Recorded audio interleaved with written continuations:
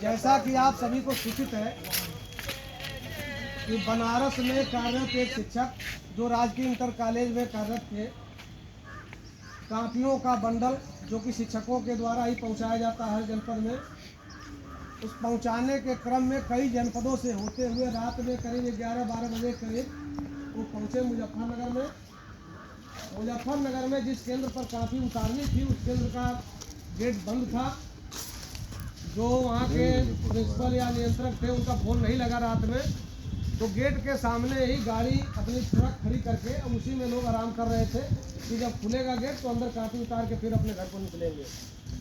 रात में चूँकि बहुत देर हो चुकी थी इसलिए वो लोग आराम कर रहे थे। ट्रक में जानते हैं आप सोने की व्यवस्था होती नहीं है। आराम करने के दौरान ही जो पुलिसकर्मी जो सुरक्षा में उस ट्रक में लगा हुआ था वो ड्रिंक करके पहले से फुल था। शिक्षक जो थे धर्मेंद्र कुमार वो बार बार उससे कह रहे थे भाई शांत रहो, हमको सो लेने दो, काम करना है सुबह। लेकिन इसी कहा सुनी को में गुस्सा आकर उस आरक्षी ने चला दिया गोली। रात में गोली मारा है और उनको हॉस्पिटल लेके, और साथी जो उनके साथ थे हॉस्पिटल लेके गए हैं, लेकिन हॉस्पिटल जाते ही डॉक्टरों ने उनको मृत घोषित कर दिया। साथियों और बहनों, ये घटना बहुत ही दुखद है और बहुत ही निंदनीय भी है। हम लोग शिक्षक हैं, शिक्षकों को कहीं पर भी ड्यूटी लगा दी जाती है, बहुत आसानी से शिक्षक उसको स्वीकार भी कर लेता है, जाता भी है, पूरा मनोयोग से काम भी करता है। लेकिन जब इस तरह की घटनाएं होती हैं तो मन को झकझोर देती हैं। आज धर्मेंद्र कुमार के साथ ऐसा हुआ है, हो सकता है कोई और साथी रहा हो। आज उस परिवार के ऊपर क्या बीत रही होगी जो शाम तक ये मान रहा होगा कि हमारे घर का आदमी आज आ जाएगा घर पर।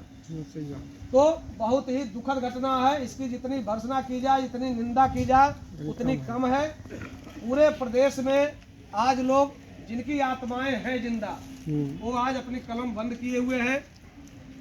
और हम लोग कोई बहिष्कार नहीं कर रहे हैं, कोई सरकार का विरोध नहीं है या कोई ऐसा नहीं है।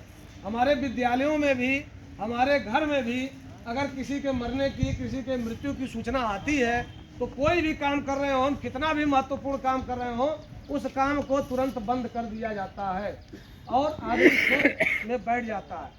तो आज जैसे ही सूचना आई, हमारे पास के कई शिक्षकों ने मुजफ्फरनगर से फ़ोन किया, बताया कि ऐसा ऐसा हो गया है। हम लोगों ने तुरंत ऑनलाइन मीटिंग किया, मीटिंग करके निर्णय लिया, पूरे प्रदेश में सर्कुलेट किया।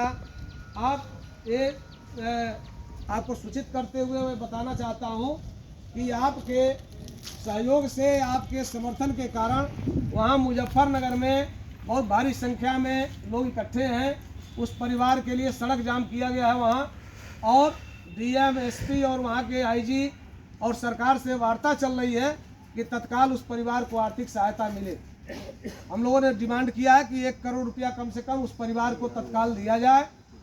उस शिक्षक साथी के जो बच्चे हैं उनके पढ़ाई का खर्चा सरकार पूरा उठाए।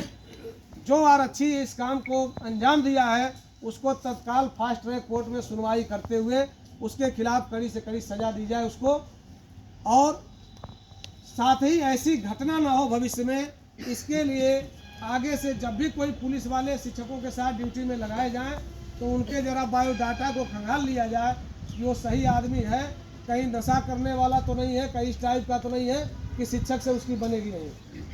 तो इन सब मांगों को लेकर हम लोगों ने आज अभी हम लोग देंगे, डीआई साहब को भी लिख के देंगे मुख्यमंत्री जी के नाम से, वहाँ से भी जा रहा है। आशा है उस परिवार को आज ही सहायता मिलेगी।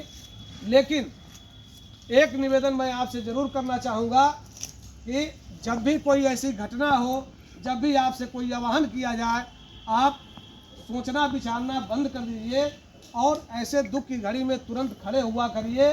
क्योंकि हमारा कोई धर्मेंद्र कुमार कोई सगे नहीं है, नहीं हमारे कोई रिश्तेदार हैं।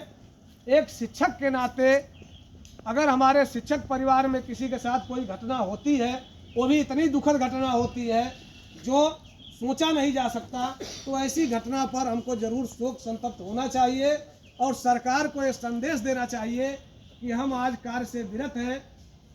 कुछ लोग कह रहे थे कल करिए, उनका तर्क हमको समझ में नहीं आया। आपके घर में कोई खत्म हो जाए, आपको सूचना मिल गई, तो क्या आप कल उसके लिए कार्रवाई करते हैं कि आज करते हैं?